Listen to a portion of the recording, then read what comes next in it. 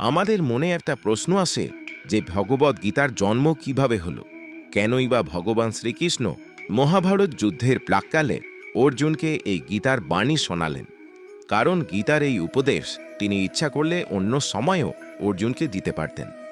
ভগবান শ্রীকৃষ্ণ মানব জীবনে প্রকৃত উদ্দেশ্য সম্বন্ধে মানুষকে সচেতন করে দেওয়ার জন্যই এই পৃথিবীতে অবতরণ করেন।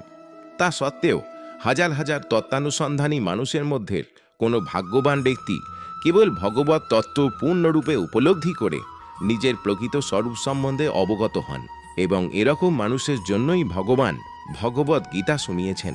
অজ্ঞতারূপ হিংস্র জন্তুটি আমাদের প্রতিনিয়ত গ্রাস করে চলেছে, কিন্তু ভগবান করুণাময়। বিশেষ করে মানুষের প্রতি তার করুণা অপার।